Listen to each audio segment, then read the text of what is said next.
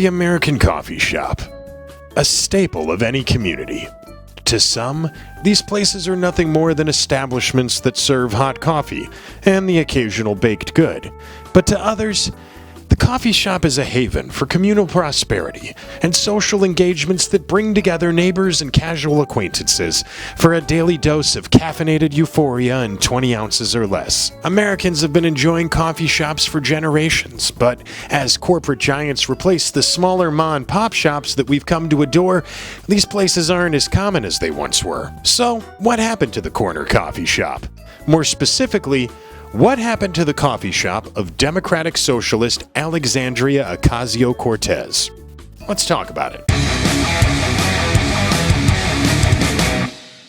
Not too long ago, Alexandria Ocasio-Cortez took a walk down memory lane when she stopped by her old employer, the coffee shop on Union Square. It was something of a bittersweet moment. The restaurant was closing after 32 years because the rent in the Union Square neighborhood had skyrocketed. It turns out that $15 an hour minimum wage changed the cost structure from barely scraping by to having to shut the doors. So Alexandria went to the union to show her solidarity with working families, and, funny enough, she didn't talk about the policies like $15 an hour that are actually putting 150 people out of work. 150 people out of work. Earlier this week, Alexandria said, "The restaurant I used to work at is closing its door. I swung by today to say hi one last time and kid around with the friends like old times. I'm a normal working person who chose to run for office because I believe we can have a better future. You can do it too.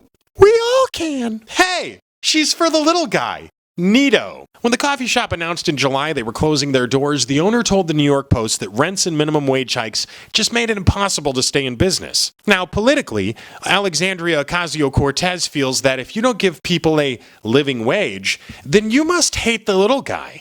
You don't hate the little guy, do you? The coffee shop's experiences echo that of other restaurants and small businesses that have shut down across the country after local minimum wage hikes have gone into effect. So employers in places like Seattle had to cut their hours and cut their staff and close locations and reduce operating hours to absorb the costs associated with having to pay people $15 an hour. This resulted in minimum wage workers losing an average of about $125 a month, which might not sound like a lot of money, but it is when you're on minimum wage. Secondary effects from the policy are things like increased homelessness, people can't afford the rent, and businesses moving out of Seattle, thus reducing the tax base even further. But hey, that's the West Coast for you. Meanwhile, down in San Diego, ever since the $15 an hour minimum wage hike went into effect at the beginning of 2017, San Diego lost an average of 200 restaurant jobs a week. And just so we're clear, 200 restaurant jobs equals 200 people. Think about that. In the year and a half since San Diego gave into the social justice crowd, about 10,000 to 15,000 food industry jobs just disappeared. Personally, I can't imagine the cognitive dissonance that Ocasio-Cortez must be living in. On one hand, she beats the drum of a living wage and opportunities for the little guy. Yay! On the other hand, she cannot connect the dots, showing that a $15 an hour minimum wage actually caused employers to take away those economic opportunities. It's like she's all caught up in her own little wonderland and she wants to drag the rest of us down the rabbit hole. Maybe we should call her Alice Ocasio-Cortez.